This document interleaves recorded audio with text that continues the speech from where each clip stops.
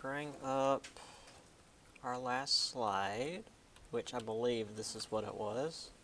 At least according to my video, this is what it was. And before we get into this, okay, there we go. Any questions from you guys? Okay. Again, bleh. We should be finishing up chapter 2 today based on where we are, and probably starting chapter 3. And maybe Wednesday we'll get about halfway through chapter 3, and at that point I'll put up the rest of the chapter 3 PowerPoint and also the study guide. And once we're finished with chapter 3, we'll then go over the study guide and then have the test that next class. So like earliest possible time for the test would be maybe next Wednesday. But that would assume like we really tear through chapter 3, and based on how long it's taken me in my Tuesday, Thursday class, I feel like next Wednesday will be really pushing it, but I just want to warn you guys in advance, it might be next Wednesday. But that's assuming like this coming Wednesday we have basically completed it, which I don't really see that happening. So early as possible next Wednesday, probably not. Because again, I will put the study guide up on Blackboard and we will go over it like the day or the class before we actually take the test, so you guys will have plenty of opportunity to know what we're going to be doing on the test. There won't be any kind of surprises. So any questions on that? Any clarification needed? Again, for you guys here in front of me, you just come in and I'll hand you the test and you take it and hand it back in and you go home. For the online folks, make sure you download Respondus. Yeah, there goes my pen. And you won't have to do it all on the day that I post it because Blackboard is stupid. And but I'll give you about a week to like get it done and get it turned in. But try to do it as soon as possible, because when people try to do it last minute, that's when Blackboard crashes. So, get it done as soon as you can. But it's going to be the same format either way. It's going to be 50 questions total, mostly multiple choice. It's usually between 30 and 35 multiple choice, and the remaining 15 to 20. It's usually not a full 20. It's usually like 10 to 15. Short answer, which again is basically just give me like a 1 or 2 word answer. Sometimes in the short answer, which I'll tell you guys again once we get to the actual thing, because I've got the test on the brain because my other classes are a little bit closer. But once we actually get to the test, I'll tell you again. A lot of times in the short answer, there will be like extra information you guys can give me, and if you do that, you'll get extra credit. And then there will be also extra credit at the very end of the test, which is plainly marked extra credit. So, yeah, I will give you partial credit on the short answer if you are only able to like kind of be in the direction of the answer. But as far as extra credit, you need to give me what I'm looking for, because I can't do partial extra credit. And spelling isn't that big a deal, as long as I can tell what you're trying to do. But again, I'm getting ahead of myself. We're not even on chapter 3 yet. I'm thinking about my next class. We're almost done with chapter 3 already. So that's where my brain is. Okay. Yeah. So we're finishing up. We finished up the Pilgrims last time. due to them being up in the north and not dying of mosquitoes like Jamestown, they were able to regain their strength more quickly, and more similar to the French settlers, they allied with the natives that worked with them and were more aggressive towards the natives that didn't want them there. And in this case in particular, Miles Standish led an attack against the Massachusetts tribe, kidnapped and killed the chief and his younger brother, while working with the, let me see, what was Massasoit's tribe again? Wampanoag. Massasoit and his Wampanoag tribe became the most powerful tribe in the region due to the Pilgrims wiping out their competition. So we've got images of that, Plymouth, etc. And Miles Standish being the great English hero he's known for. Now, while the Pilgrims, they actually ended up doing a bit better than Jamestown in terms of landing and not dying at 90% mortality rate. Their settlement was still kind of a mistake. Remember, they were coming over, they were planning on landing in Virginia, and then a storm knocked them all the way to freaking Massachusetts. This next group had planned things out far better. So during the 1620s, the Puritans sought their own settlement. Puritans were also religious dissenters, faced persecution, but persecution wasn't their main reason to migrate. And we're going to discuss Puritan mindset to a greater degree than really the stuff with the Pilgrims, because the Puritan mindset ends up really integrating itself with a lot of American political mindset, and we'll get into that. So for Puritans, any disasters, whether they were natural or man-made, so hurricanes or disease or whatever, or man-made disasters like war or economic disasters, etc., were punishments brought about by God. And England was dealing with a lot of that. Not so much storms, but they were dealing with wars, and they were having economic concerns, which, that's just all the time. Meanwhile, they saw New England as a haven from God's wrath because, I don't know, we're about to see here in a little bit that maybe not so much, but a place upon which they could build a pure and just society away from the corruption of England. So while the Pilgrims, or the Separatists, as they were called, religiously, simply wanted to lead the Church of England, the Puritans wanted to create a city upon a hill to inspire a purification of the Church of England, of Anglicanism, so that Anglicanism would have its own internal reformation.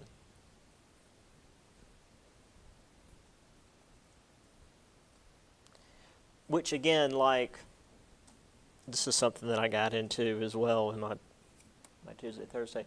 This whole, any kind of hardships or disasters or whatever, or punishments brought about by God, what about the Spanish Armada? Because clearly God was on England's side there. Spain got its butt kicked. And that was a storm that did most of that. So you can't even, it's hard to not say God did that. Another major difference in the Puritans is that they were, ready to go. They were extremely well equipped. They arrived north of Plymouth, with a fleet of 17 ships, not one little dinky Mayflower, because again, the Mayflower was like half the size of this room. Carrying entire families, ministers, merchants, craftsmen, farmers. They also studied the coastline to select where they would settle specifically, rather than just, I don't know, guys, here, I guess.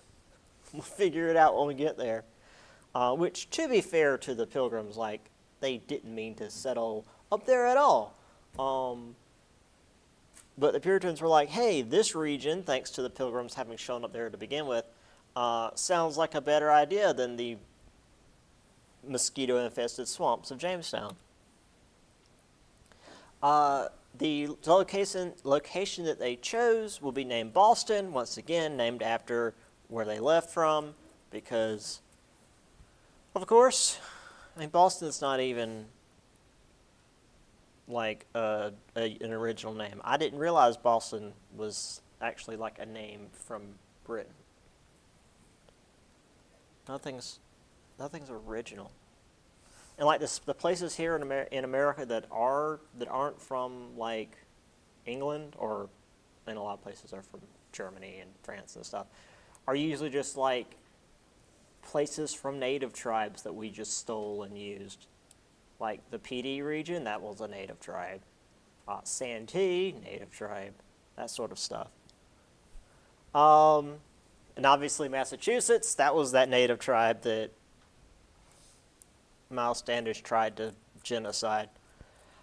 Speaking of which, they moved the Massachusetts Bay Company's capital and records to New England, where they set up their charter as the founding document for the colony.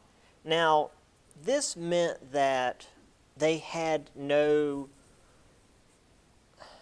I shouldn't say no ties to England, but in that, like, most colonies, all their records and paperwork essentially were like in a building somewhere in London. Like they were just an extension of somewhere in London. For the Puritans, their stuff was in Boston. They had no like legal paperwork trail, I guess you'd say, to London. Now they were still economically and like politically connected to England. They weren't making themselves a new and independent whatever. But to have their charter physically located in Boston and using it as their founding document for the colony was like a big deal politically. Again, they were still a colony of England, but this was different than like the royal colonies and stuff from previous settlements. They established a polity where all adult males could vote on the governor, deputy governor, and legislature. Basically, if you're going to be a government official in anywhere the Puritans are, you had to be a Puritan, like, minister, essentially, or at least a lawyer in the case of John Winthrop. We'll get into that in a little bit. Now, again, though, they did have a rough first winter. Of the book.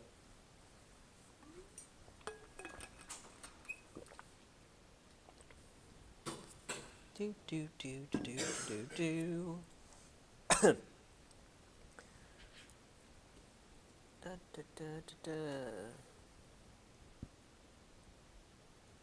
if the book goes into. Yeah, it just says they suffered a difficult first winter, and then just they were ready to go by the spring.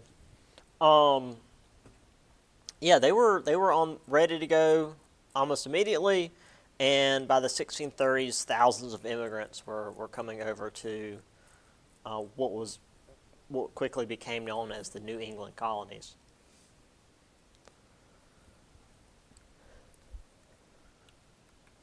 So here we have, a Puritan congregation with a creepy little cherub like harassing the minister.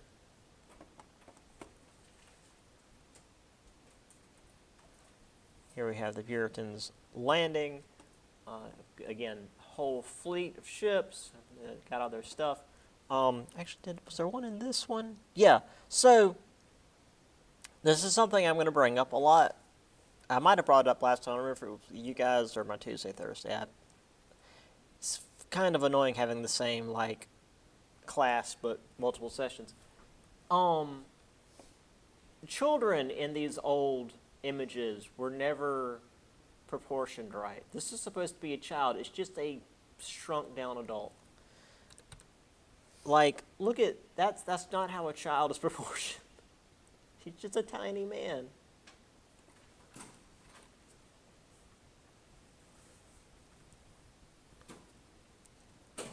So here we have Plymouth Colony, which is mostly just Plymouth. Massachusetts Bay Colony, which really was technically all of this. They would eventually, New Hampshire and Maine didn't really exist yet. But as we see here, very quickly a bunch of new towns and cities begin growing out around Boston. Salem eventually becomes a big deal. We'll obviously get into that later. Yeah.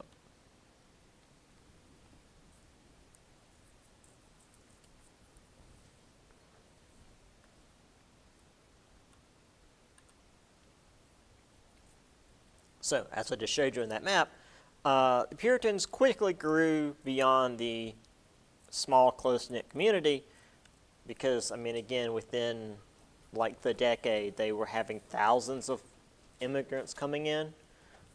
So you couldn't just all be in one city.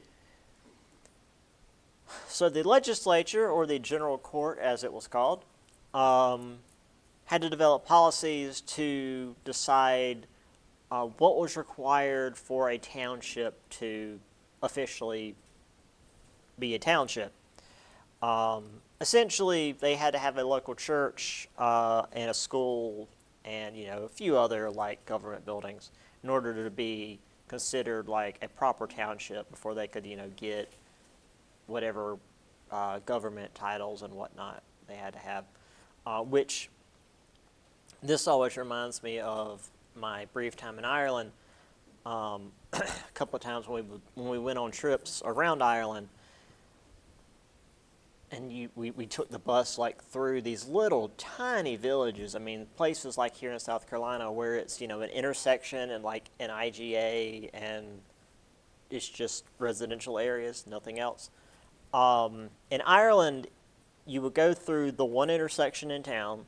There would be a church, a pub, and a bookmaker.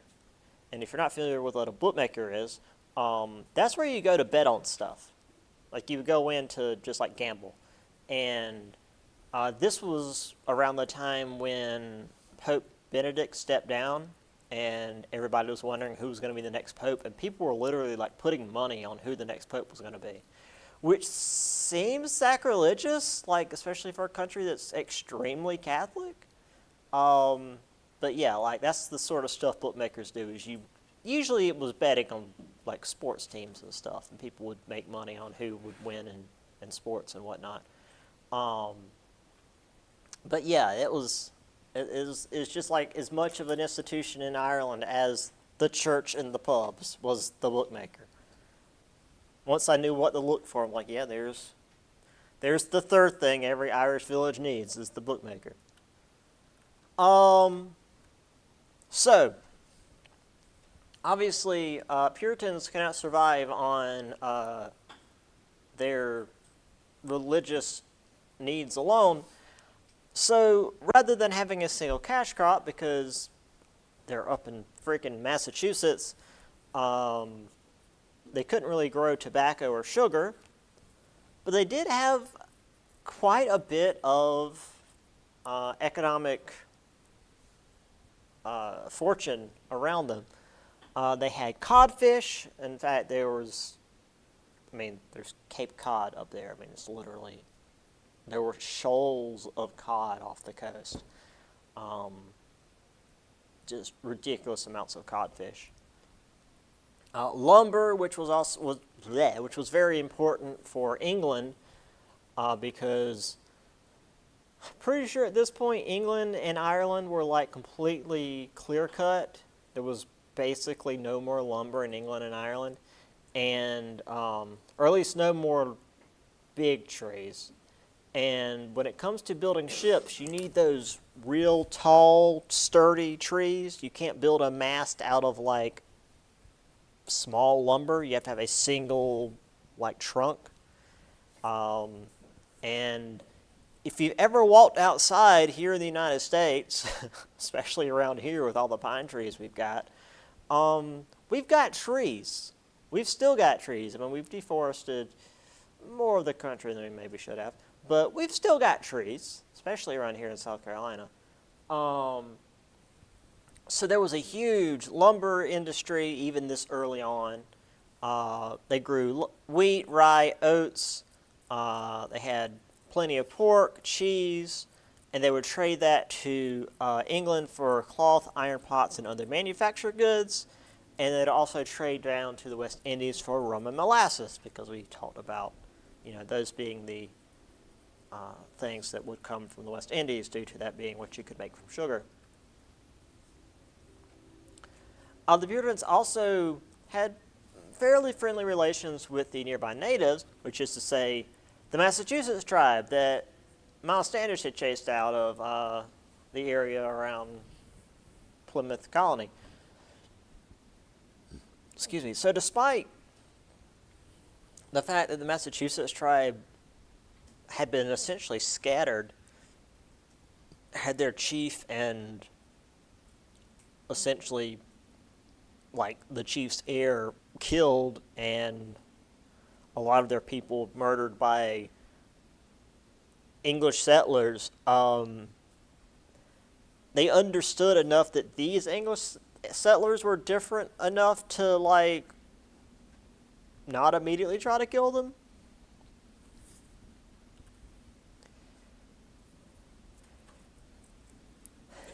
And so the Puritans would often teach those that they proselytized to how to read the Bible, which is to say they often would teach the natives how to read at all, which was pretty rare among missionaries at the time. Now, again, this was specifically reading to read the Bible, but as we've talked about already, reading at all is a big deal. And some of these pupils, which is to say the Native Americans that the Puritans were teaching, even went to Harvard College, which was established in 1636. Now, again, Harvard College was not a law school back then. It was a seminary. It was where you went to learn to be a minister. But again, the fact that like the Puritans were going out and teaching the natives how to read, and then like even having some come to this seminary that they had built to have the natives become ministers. Granted, most of the time this was specifically to send these native ministers back to their tribes to convert more natives. But like, considering we started with the Spanish, this is a lot better off than we had been. John Eliot also created praying towns where Christian natives could live alongside the English. This was an effort to wean them off their traditional customs and beliefs and protect them from English settlers that would try to exploit them, because there was still plenty of that. I mean, Puritans or not, the English were more than happy to exploit anybody. Now, of course, even these so-called praying Indians, which is to say, natives that had converted to Christianity, were still in that bubble of,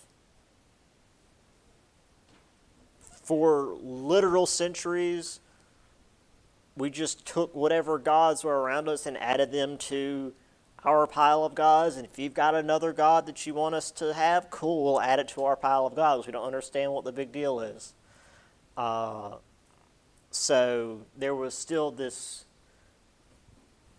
lack of understanding of, like, why do we have to give up thousands of years of tradition for your one God when we've got like dozens, and we just want to add your one to what we've got?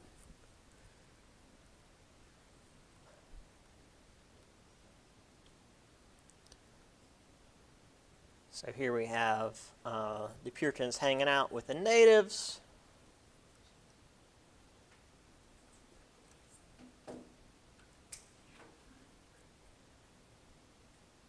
And John Eliot hanging out with the natives.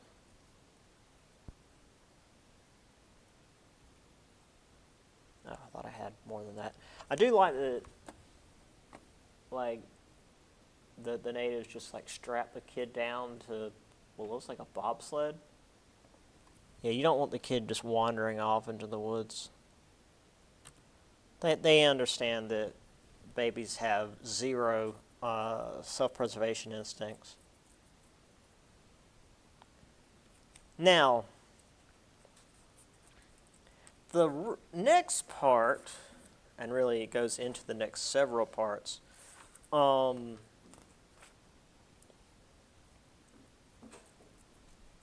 really feeds into things we'll be talking about for quite a little while. So keep this stuff in mind even after the test. So, the Puritans had a unique worldview that even divorce from Puritans stuck around.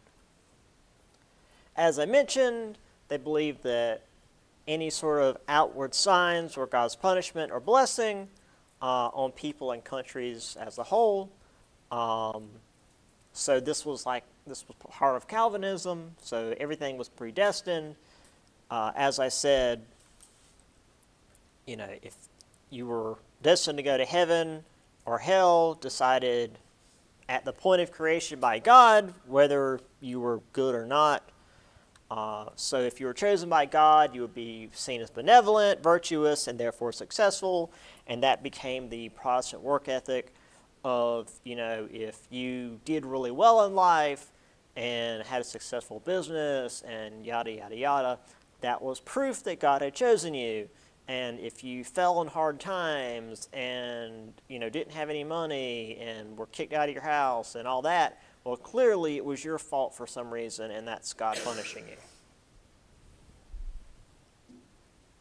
And again, that spread outside the Puritan mindset, into the overall discourse. And many just natural events were also seen as signs of God. Eclipses and comets to deformed births. To be fair, I was upstate. Man, it's weird how long ago it's been now.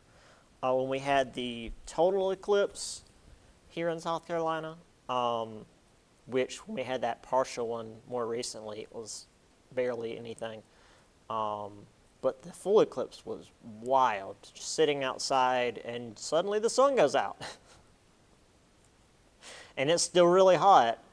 And all the birds go quiet and they're confused. And I can see that really freaking people out, especially at a time when the wind blows really hard. It's oh, God's speaking to us. When the sun goes out, it's oh, we've done something wrong.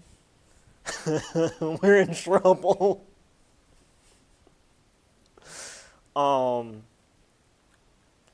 The book mentions one such remarkable providence that the Puritans wrote of.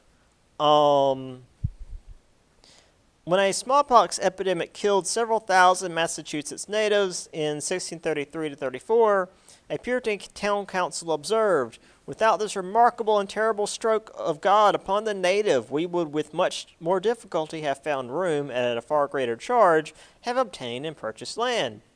Clearly, God was shining his light on the Puritans rather than on the Massachusetts. So thanks, God, for using this horrible disease of smallpox who wipe out the natives that we're friendly with. So we don't have to pay them as much to take their land. Like, this isn't even the natives we're at war with. These are natives we're friendly with, and we're trying to, convert. But hey, smallpox came through and killed a bunch of them, so now they'll sell their land cheaper. Okay, cool. Thanks, God. Granted, the Puritans were really into the fire and brimstone God. They really liked Old Testament God. So, God doing some smallpox was no big deal. As we've seen, the leaders were typically devout Puritans or often ministers, and they would run the government as such. There was no separation of church and state in the slightest. So, there's the train. This largely led to unity among those that were adherent to Puritan ideas, but that this meant that if you were at all opposed what the Puritans were about, you were also now dissenting with the community and the government. And that was going to be a problem.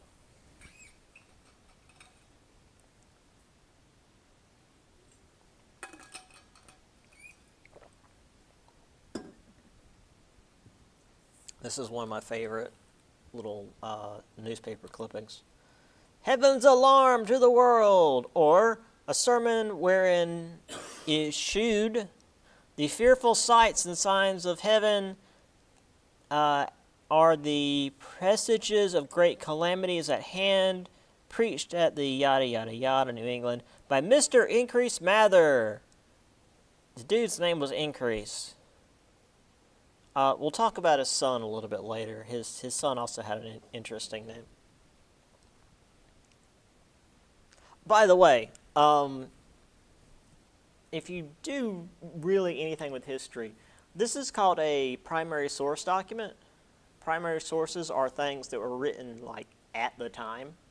As you can see, this was 1682, so this was something from literally 1682. This was from a newspaper in 1682. This wasn't something about the 1650s or the 1500s. This was about something that was happening at that time.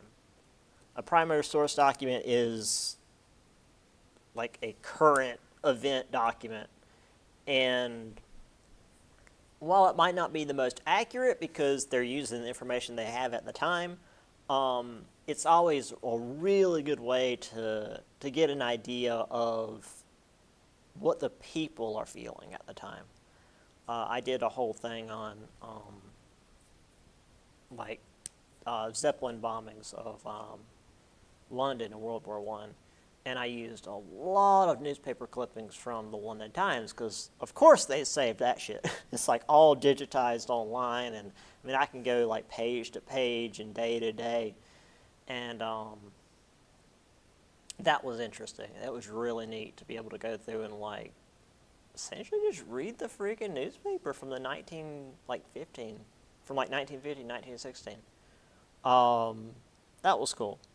So yeah, if you ever really dig into history, primary source documents are like gold. They're really good. That's why one reason I really like this also is things from this era, they like to capitalize things or put things in all caps all over the place, and that's just really amusing to me. So, yeah.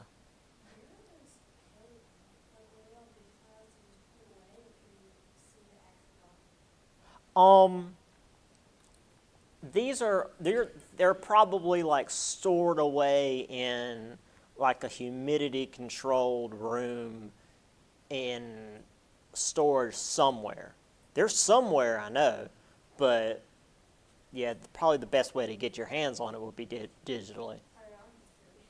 But yeah, there's somewhere. This is probably probably like a university in Boston probably has it. In fact, are you familiar with the Book of Kells? It's like 1,000-year-old book in Ireland that was buried in a peat bog during a Viking raid, and because peat bogs are like they don't have what's the word? They don't have oxygen in them. The way the peat works, it like keeps oxygen out, and like in the 1900s, someone found it when they were digging up the peat because peat burns really well, and they were able to clean it up. And the book is just sitting under a glass case in the University of Ireland in Dublin. And each day they lift the glass case, turn a page, and put the glass case back down because that's how well that document is still preserved. So there are some places where these things will just be under glass and you can walk by and look at them. So maybe, but a lot of it is just like stored away. But yeah, it depends on the document. But there are a lot of places that'll just like have them on display where you can see them. But rarely you can physically get your hands on them because they're old and fragile. I would imagine Boston or maybe Salem. I don't know, Mr. Increase Mather, I'm not sure where he specifically was. So speaking of dissenters, in the 1630s we had Roger Williams. He was a minister in Salem. Again, before all the famous things happened in Salem, Salem was a relatively large city in the area. So he considered the Puritan leaders not Puritan enough. Like he felt like they were slacking on their Puritan things, and felt they hadn't rejected enough of the Church of England, and that some of the Puritan leaders actually weren't saints, which is to say they actually weren't chosen by God because of, he said, she said, really. Who's to say? But I guess he believed there were outward signs that showed they were in fact not going to heaven. And how could they possibly be Puritan leaders if they weren't even predestined to go to heaven? Obviously, the Puritan leaders didn't appreciate this and kicked Roger Williams out of Massachusetts Bay Colony. So he and the folks that followed him headed south and west and eventually founded Providence in what will become Rhode Island Colony. Now, you would expect a dude who left a Puritan colony for saying that the Puritan leaders weren't Puritan enough to form like a super radical Puritan colony, which is exactly not what he did. He taught that you must accept everyone, even those who would not be saved, which is to say non-Puritans.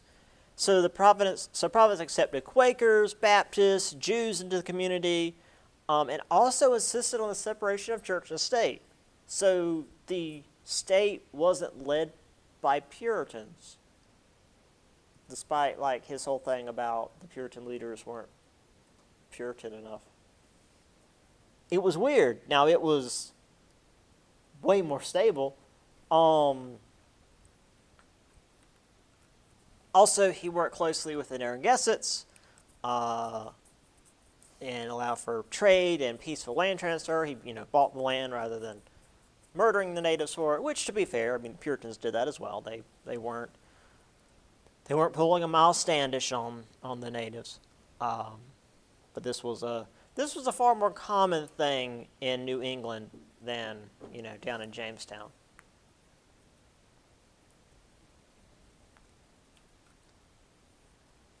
The very next year, Rhode Island got a new set of residents. Anne Hutchinson and her followers, due to them being put on trial for her being put on trial for sedition. Now, the thing about Anne Hutchinson, she was put on trial for, quote, trying to overthrow the government, because that's what sedition is, because she challenged the colonial leaders and therefore the Puritans, but the big issue was she was a woman, and you can't have that. It all came down to her claiming she had an immediate revelation from God, which is to say, God spoke to her. But God can't talk to women. Women have cooties. And Puritan leaders, said that was heretical, and she said, nuh-uh, and they said, no, you got to leave. So, yeah. That's basically what, that's really simplified. But yeah, she said God talked to her. The Puritan leader said, don't say that. And she wouldn't back down on it. So there was this whole thing about it. That was the whole, Anne Hutchinson thing. So she challenged the Puritan leaders and the church and, Puritan churches, and really a lot of churches even today say that only men could be called by God. I was raised in a Methodist church, and women ministers are a thing, so that's pretty normal from where I came from, but a lot of places it's not. Yeah, compared to Roger Williams, Anne Hutchinson was a threat not just because of her religious beliefs, but because she had lady bits.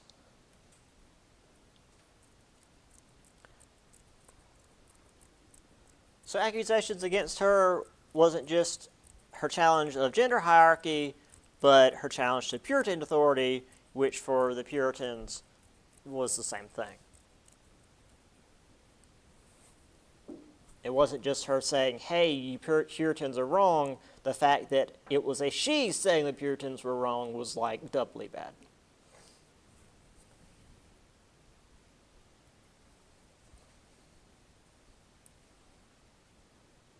In the Puritans' defense, they didn't burn her at the stake, so, we're making progress, but they did kick her out because she had opinions. So here's Roger Williams hanging out with the Narragansetts. Make sure I'm saying that right. Yes.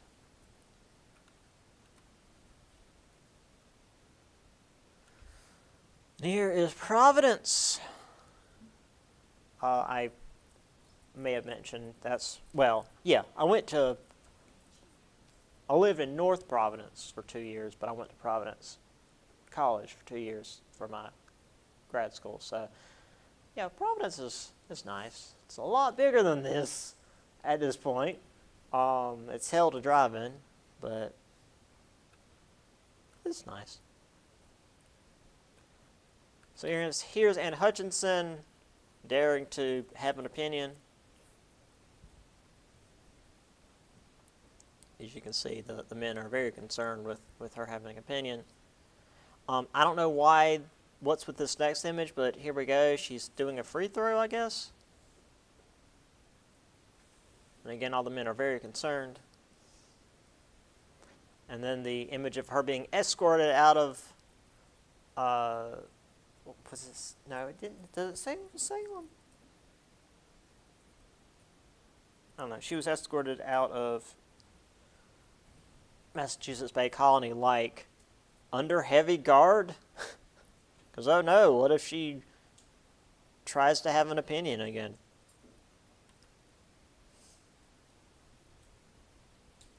So yeah, that was a whole thing.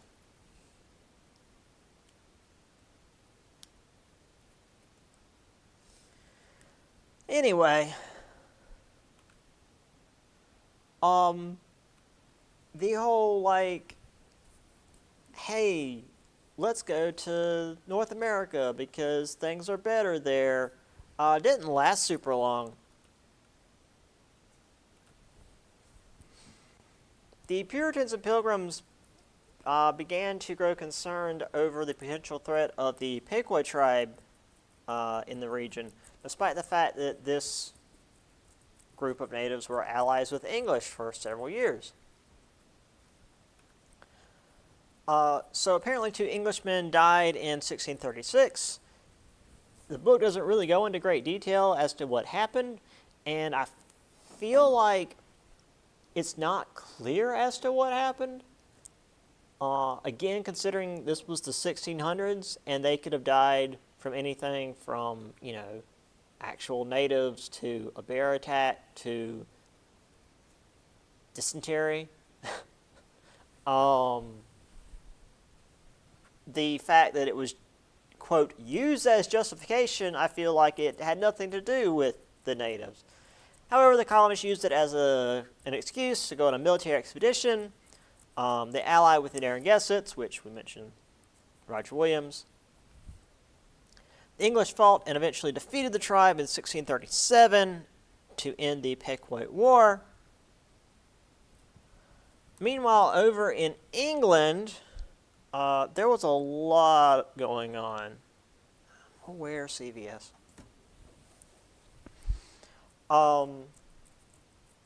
I could probably spend the rest of the class talking about this, but we don't have time. Yada, yada, yada. Parliament and King Charles are having issues. It had to do with King Charles's wife being Catholic, and Parliament was afraid that they would have a kid, and technically the religion of the wife, it's like hereditary in weirdo royals. So the child would then be Catholic, and then if the child became heir, then that heir will become the ruler. And you can't have a Catholic ruler in a Protestant nation because the treaty that ended the 30 Years' War said that whatever the religion of the ruler would be the religion of the nation, which was okay for these smaller nations, but for England to be a mess. So Parliament was freaking out. Eventually, Charles and Parliament went to war. The parliamentarians, led by Oliver Cromwell, ended up winning because the king's allies were a bunch of froofy nobles who didn't really know how to fight, and Cromwell and the parliamentarians were mostly the soldiers. So the war was very one-sided. And then eventually they beheaded the king. And this was before the French Revolution.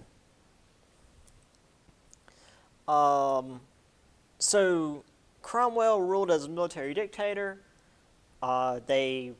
He basically genocided a couple of cities in Ireland during this period. They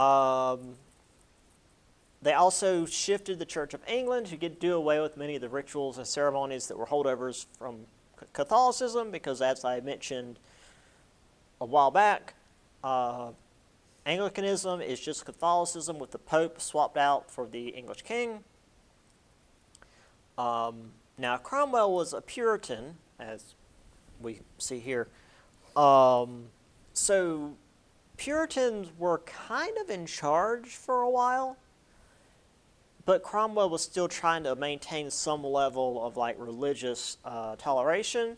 So there was a lot of weird Protestant sects kind of showing up, including a group known as the Adamites, which is something I only really talk about in my 104 course. But they were just groups there was just a group that was like, hey, they were nude in the Garden of Eden, why do we wear clothes? And they ran around nude for a while. until they realized, man, England sucks. We can't be nude in England. It's cold here. They didn't last very long. But yeah, that was the thing, by the way. So he died in 1658. Cromwell's son tried to rule. He sucked at it. And then Parliament's like, hey, Charles II, sorry about killing your dad. Will you come rule us instead? And eventually they got him. I think he ran off to France, because usually that's what you do in England. Like, if the royal family gets murdered, you usually run off to France. So yeah, Charles came back to the throne in 1660. The Puritans realized that they couldn't control the church in England, so they decided North America was the only place they could run the show. So they focused back on, New England. So while all this was going on, there wasn't a lot of focus on North America. Connecticut, Massachusetts, Rhode Island, and what will become Maine and New Hampshire, which was just called the New England colonies, or the New England colony, singular. It was just like, this whole thing is New England. It's like, we're going to cut that up in a little bit. Just kind of grew on its own. Also, after the Restoration, as it was called when Charles II came back, New Amsterdam was taken from the Dutch, which is to say, if you recall, the English showed up and the Dutch were like, you can have it, we don't feel like fighting. Made into New York, which is to say it was, have we told about New York yet? It was named after the Duke of York. Because of course it was. Yeah, so England had pretty much everything from Virginia up to, well, at this point, Maine. Now, granted, it was still just like little cities here and there, or really little towns here and there. It wasn't a full, settled region. But compared to, like, France with its couple of, little outposts, and Spain, where it was lots of dead bodies, it was more of what we would think of like actually settling an area.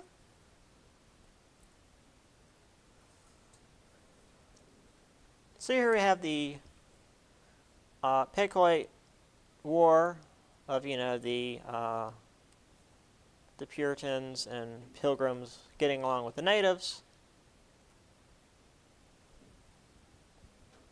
This was the final battle. This is actually in the book. Attack at Mystic, Connecticut. They had this final hill fort surrounded. There's a book. Yes. English Captain helped lead the raid, claimed that 400 Pequots were killed during this short but bloody battle. By the end of the war, most Pequots were either dead, been sold into slavery, or fled the region.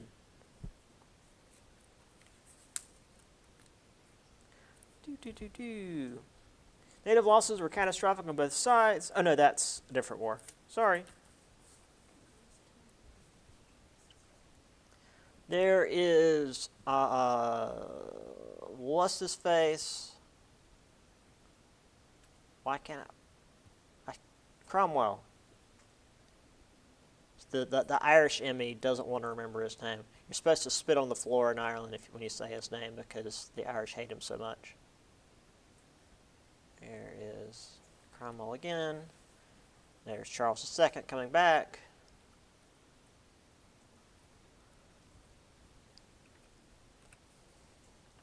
There were still lots of natives that did not want the English there.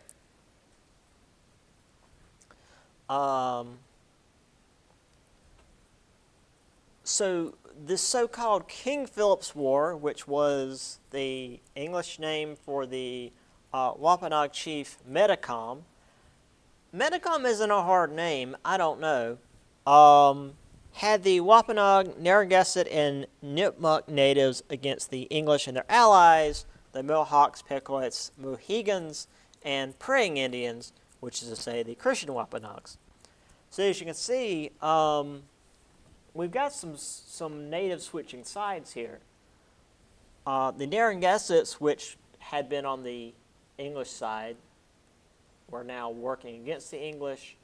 The Wampanoags are on both sides. You've got the Wampanoags that are against the English and the Wampanoags working with the English, those that had converted. The Pequots that are still alive are now working with the English, and I guess they realize that if they fight against them, they'll get wiped out. And then a couple of other groups we haven't really talked about. I mean, we mentioned the Mohawks. Mohegans are another large group in the area. This war, despite the fact that England had a lot of native allies, was extremely bad for everybody. 18 New England towns, 18 New England towns were burned. Plymouth and Providence were attacked. Metacom's forces got within 20 miles of Boston. Natives on both sides got the worst of it, with over a quarter of the population being lost over the course of a year. The book here mentions, let's see, food shortages and disease combined with military deaths killed as many as 4,500 men, women, and children. So, yeah, once again, the natives just got the worst of it as always.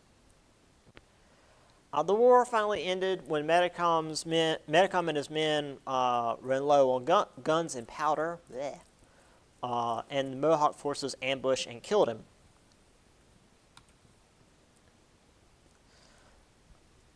Many of them fled north into Canada to ally with the French because, again, if you're fighting the English, work with the French. And vice versa. If you don't like the French, work with the English. While the Iroquois met with colonists in Albany to set up the Covenant chain, and as we're going to see, actually, I keep forgetting which ones we already talked about. They just decided that we're going to get to that in a little bit. They decide a little bit later that they don't want to fight with anybody at all anymore. But that comes up in a little while.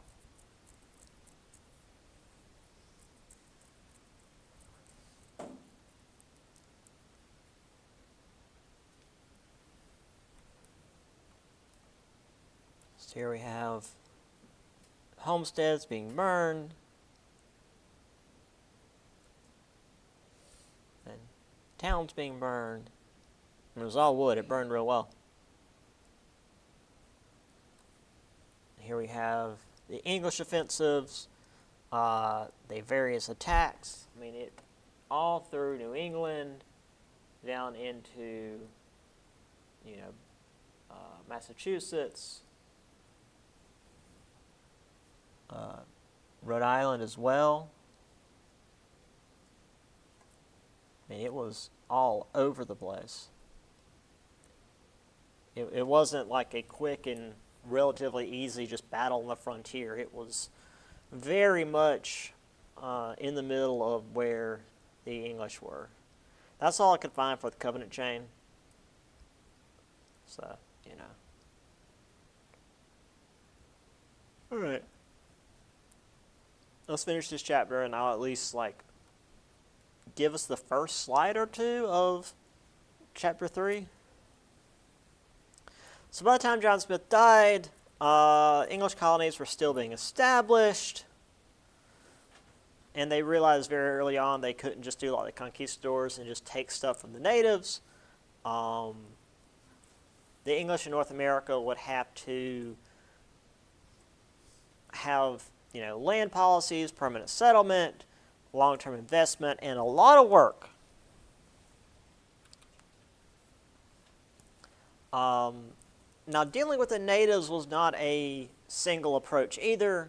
A lot of the English down in Jamestown were about as aggressive as the Spanish, while those in New England and New France often would work out alliances and trade.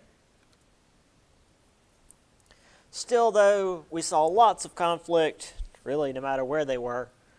Lots of European disease, and, of course, constant expansion. So it didn't really matter where the Europeans were, they were going to cause issues. Because, I mean, just look at Europe. And, of course, with all that land, there was the need for labor, which meant there's going to be yet more conflict with people in Africa being kidnapped and brought over to work the farms. Because, boy, that was going to be an issue. All right. We still got 10 minutes, so let me at least get a little bit of the next PowerPoint up. Which one is the correct one? The older one. Here we are. All right. And I'm pretty sure I've got chapter 2 up. If not, I'll put it up when class is over. Okay, so global changes reshape colonial America because, as we're going to see, there's a lot going on globally that's going to affect how things happen here. Because, once again, we are very much tied to the European powers, and the European powers are very busy in the 17th century, 17th and 18th century. So, yes, I did once again get ahead of myself. Charles is in power. Granted, his allies landed in America. Brother James was given New York because James was the Duke of York. Boy, once again, creative naming. Nearby lands were given to investors to create East and West Jersey. That's still so weird to say. I've taught this class for years, but it's still so weird to say East and West Jersey, which is apparently like a regional thing. Like people living in New Jersey are very used to East and West Jersey, like as different geographic regions. Like, oh, you're from West Jersey, you're not even a person. Charles repaid his debt to Admiral Sir William Penn by giving his son lots of land in what will become Pennsylvania. Sure, it's named after their last name, but at least it's not like New wherever the hell they're from in England. So that's something. William Penn Jr. became a Quaker, used his land as a refuge for, well, Quakers. Cool. If you're not familiar with what Quakers are, they're I guess they're still around. They're probably still around. They're a very small group of Protestants, and their whole thing is like they're in awe of God's power to the point that like they would shake, like in the quaking. So they were called Quakers. There was like a subset of them called Shakers. I don't know. It's the whole thing. Don't worry about it. That's the oatmeal brand, right? Yes. Yeah. Yeah, it's the guy. It's literally, yeah. I never liked that stuff. Well, it's him. Right, so. Penn and the other colonial leaders they created what became known as proprietary colonies, where basically, hey, here's some land, do what you want. They could govern largely as they wanted, though obviously local conditions, such as Bacon's Rebellion, meant they could only push this so far. You couldn't have your own, like, medieval fiefdom, because the people wouldn't allow that. Once again, as we mentioned, South Carolina was an offshoot of Barbados, heavy slave labor, swamp plantations, and trading with the West Indies. So it wasn't really like tied to the rest of these colonies. It was like an offshoot of the Caribbean. It was more a part of the Caribbean than it was a part of like the North American colonies. That'll come later. So again, here's East and West Jersey, which again is just, it feels weird, but that was the thing. This is what they look like at first. New England, you know, just kind of went up this way. New York looked like a liver. It just go that way, I guess. Pennsylvania was big too. Just all of that, I guess. Yeah. Which again, nobody lived in any of this. They were all down here. They were all along the coast. Anyway, there's Quaker Oats guy, which is to say William Penn Jr. Speaking of where they live, here is a detailed map of, I'm guessing, Philadelphia, where they actually mapped out the roads and how they would build it. So this is some early planning, unlike Boston. I've driven to Boston and I hate it. Which was just like they paved over the cow paths, so the roads are terrible. Just like twisting and turning, and they make no sense. These are actually like gridded out. Now, granted, some of them are still kind of rough because they followed the rivers and whatnot, but there's some level of grid pattern to these like 1600s roads. And as you can see, they use like surveying equipment that aren't that different from today. I mean, our stuff's digital now, but it's not that different. Surveying stuff is cool. I had a student that was going into surveying back in the day. Here's the Carolinas. You know, eventually this, of course, will be Georgia, but for right now, this is just like Carolina. We'd eventually split it, but it was all one big thing. We will continue on Wednesday.